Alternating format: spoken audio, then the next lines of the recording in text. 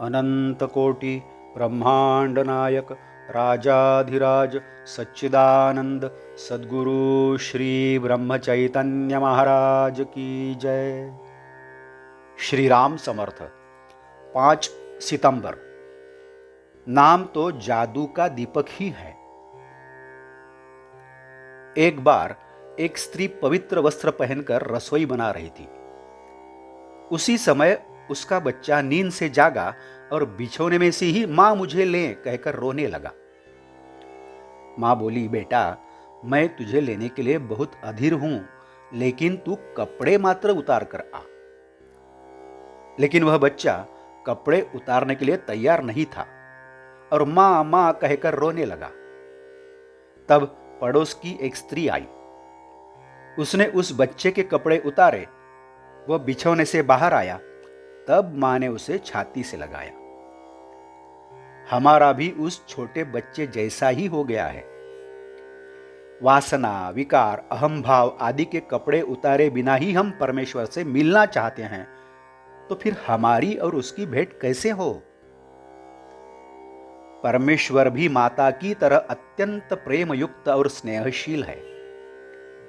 उसकी हमसे मिलने की बड़ी प्रबल इच्छा है, किंतु जब तक हम अपने अंग पर के अपवित्र आवरण उतार नहीं देते, तब तक परमेश्वर हमें अपने पास आने नहीं देते। संत हमें परमेश्वर के प्रति अग्रसर होने का मार्ग दिखाते हैं। हम उस मार्ग से जाएं तो हमें अवश्य भगवान की प्राप्ति होगी। तुम लोगों ने पुराणों में पढ़ा ही होगा कि जब दुर्योधन और अर्जुन श्री कृष्ण के पास गए, तब श्री कृष्ण भगवान ने कहा कि जो मुझे चाहता हो उसे मेरी सारी सेना और दूसरी चीजें नहीं मिलेगी। यह सुनकर दुर्योधन ने उसकी सारी सेना मांग ली। अर्जुन को सच्चा आनंद हुआ, क्योंकि उसे जो वस्तु चाहिए थी वह मिल रही है और वह जानता था कि एक परमेश्वर के बिना बाकी सब व्यर्थ है। प्राण के बिना हजारों शरीर किस काम के? कुछ लोग यह भी कह सकते हैं, परमेश्वर तो 7 समुद्रों के पार रहता है, वह तो शेषशायी है, इसलिए वह हम जैसे सामान्य मनुष्य को प्राप्त होना बड़ी कठिन बात है। किंतु संतों ने हम पर बहुत बड़े उपकार किए हैं। उन्होंने नाम रूपी जादू का दीपक ही हमारे हाथ में दे दिया है।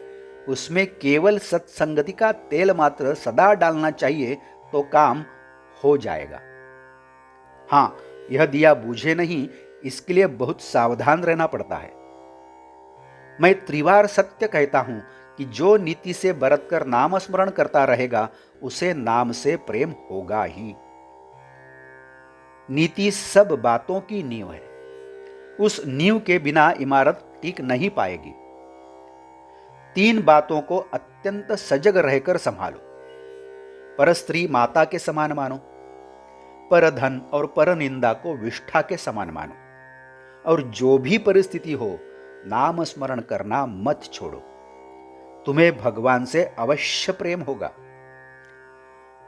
आज का बोध वचन, मुख में नाम रखो और सदा चरण से गृहस्थी करो। जानकी जीवन स्मरण जय जय राम। नमस्कार। यदि आप इस चैनल के लिए नए हैं तो कृपया सब्सक्राइब करिए। यदि आपने इस चैनल को अभी तक सब्सक्राइब नहीं किया है तो आप भी सब्सक्राइब करिए। इस चैनल को लाइक करिए, शेयर करिए, कमेंट्स दें, बेल आइकन दबाना मत भूलिए। धन्यवाद।